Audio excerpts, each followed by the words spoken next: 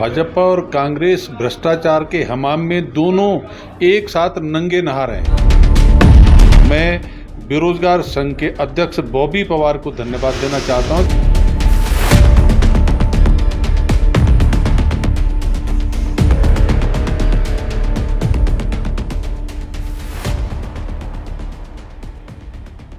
मसूरी में आम आदमी पार्टी के प्रदेश संयोजक जोत सिंह बिष्ट ने मीडिया से बातचीत करते हुए कहा कि उत्तराखंड के 22 साल के सफर में दोनों भाजपा और कांग्रेस ने बड़े पैमाने में भ्रष्टाचार को अंजाम दिया है।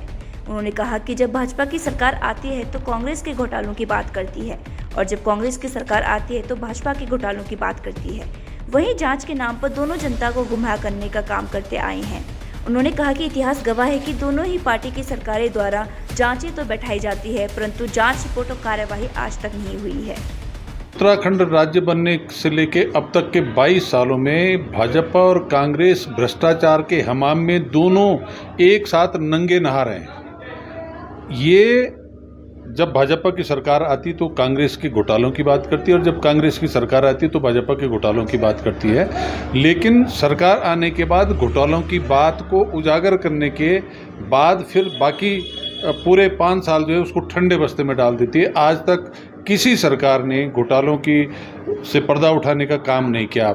जोत सिंह बिष्ट ने बेरोजगार संघ के अध्यक्ष बॉबी पवार का आभार व्यक्त करते हुए कहा कि उनके द्वारा अधीनस्थ चयन आयोग में हुए भर्ती घोटाले को जोर शोर से उठाया गया और उसी के साथ विधानसभा भर्ती घोटालों का भी खुलासा हुआ।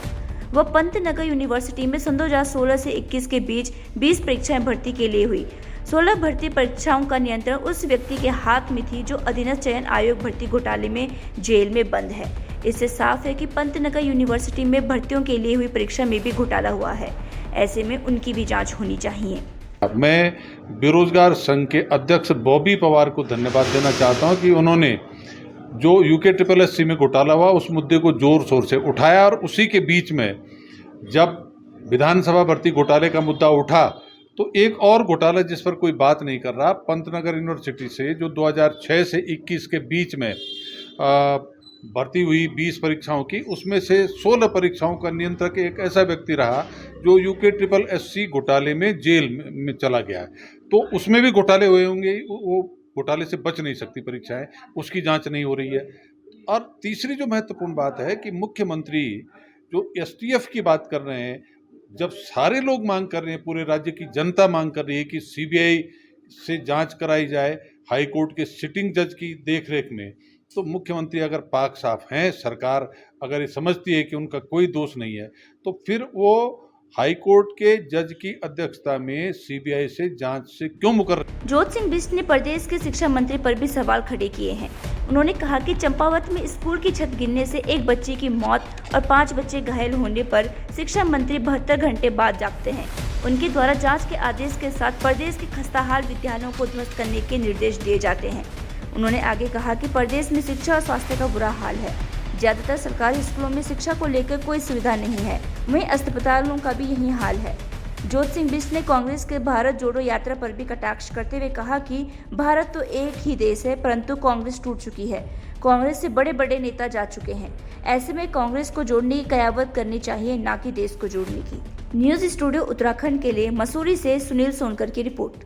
शिक्षा मंत्री बहुत अपने को ताकतवर मंत्री समझते हैं और वो पिछले सत्र में तो कुछ ऐसी बातें कह गए कि जिनका दूर दूर तक उन पे अमल नहीं हुआ। और इस समय जब एक छत गिर करके एक बच्चे की मौत हुई और 3 दिन बाद अगर कुंभकर्णी नींद खुलती है शिक्षा मंत्री की, तो वो अपने आप में बताता है कि राज्य के अंदर शिक्षा के क्षेत्र में जो गरीब बच्चे सरकारी स्कूलों में पढ़ते हैं उनको किन हालात से गुजरना पड़ रहा है। राज्य में जिस तरह से स्कूल के भवन जर्जर हैं, जिस तरह से वहाँ पर बैठने के लिए टाट पट्टी नहीं, जिस तरह से बच्चों को किताबें नहीं मिल रही है, और उसी का परिणाम तो है कि शिक्षा विभाग की लापरवाही और मंत्री जी की लापरवाही से चंपावत में एक बच्ची मरती है। और जिस ढंग से रेड अलर्ट बरसात का जारी हुआ, भगवान न करे कि ऐसे कोई और स्कूल भी भरभरा कर गिरे या कोई अस्पताल गिरे। मैं आज नैनबाग में गया था, वहाँ पर जो बता रहे थे कि एक स्कूल नहीं, एक अस्पताल भवन ऐसा है जिसके कि दरवाजे भी टूट गए हैं। तो हालात ये है कि सब भाजपा के लोग, चाहे वो मुख्यमंत्री जी हों चाहे दूसरे लोग, वो जनता की चिंता करने के बजाय वो दिल्ली दरबार में हाजिरी बजाने के लिए दौड़ लगा रहे हैं। जनता की किसी को कोई चिंता नहीं। नहीं देखिए, राहुल गांधी भारत जोड़ो बोल रहे हैं और लोग जो है कांग्रेस छोड़ो कर रहे हैं।